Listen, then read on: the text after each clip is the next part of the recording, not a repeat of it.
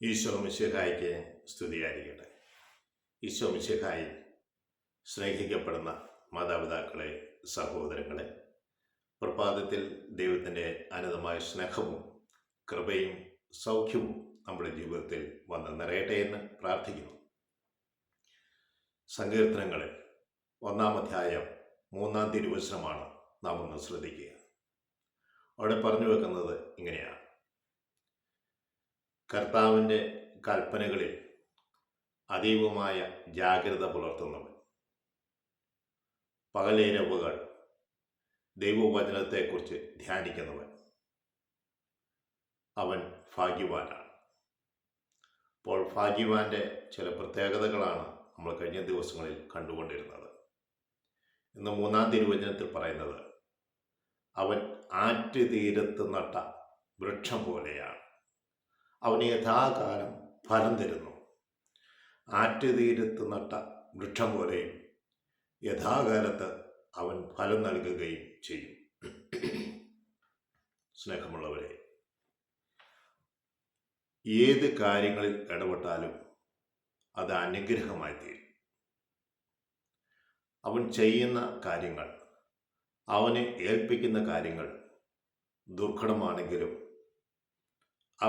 അതിൻ്റെ അവസാനം, അതിൻ്റെ പൂർണ്ണതയിലേക്ക് അവൻ അതിനെ എത്തിക്കും.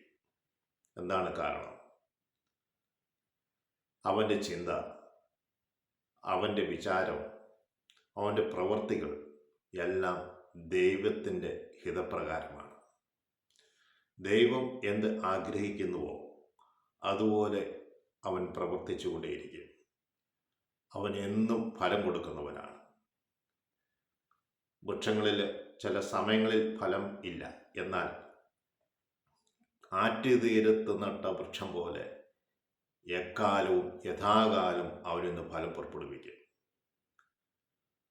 അവൻ ചെയ്യുന്ന കാര്യങ്ങളിൽ വിജയം വരിക്കും. സ്നേഹമുള്ളവരെ,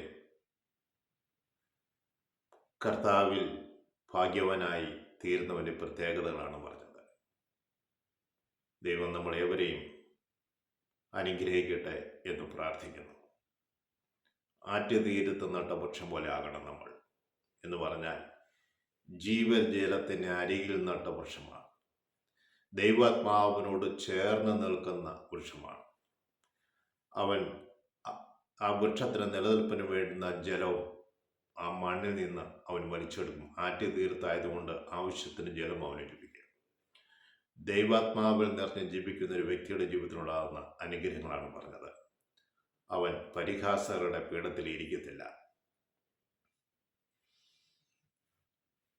വ്യാജം പറയുന്നവരുടെ കൂടെ ഉണ്ടായിരിക്കുകയില്ല, പാപികളുടെ വഴിയിൽ അവൻ നിൽക്കത്തില്ല. സ്നേഹമുള്ളവരെ, പരിഹാസകരുടെ പീഠത്തിൽ അവൻ ഇരിക്കത്തില്ല, പാപികളുടെ വഴിയിൽ അവൻ നിൽക്കത്തില്ല, ദുഷ്ടരുപദേശങ്ങൾ അവൻ സ്വീകരിക്കത്തില്ല. ഈ വചനങ്ങൾ നമ്മളെ ഓർമ്മപ്പെടുത്തുന്നത്, നാം ചെയ്യുന്ന പ്രവൃത്തികളെല്ലാം വിജയം വരിക്കണമെങ്കിൽ നാം എന്തായിരിക്കണം എന്നുള്ളതാണ്. ജീവിതത്തിൽ പരാജയങ്ങൾ സംഭവിക്കുമ്പോൾ നട്ടോട്ടം ഓടുകയല്ല, ഉറച്ചു നിൽക്കുക. അവസാനം ദൈവം എന്നെ വിജയിപ്പിക്കും, ദൈവം എന്നോട് കൂടെയുണ്ട്. ഒരു ചിന്ത നമ്മുടെ മനസ്സിലുണ്ടാകട്ടെ. ദൈവം നമ്മളെവരെയും അനുഗ്രഹിക്കട്ടെ എന്ന് പ്രാർത്ഥിക്കുന്നു. ആമേൻ.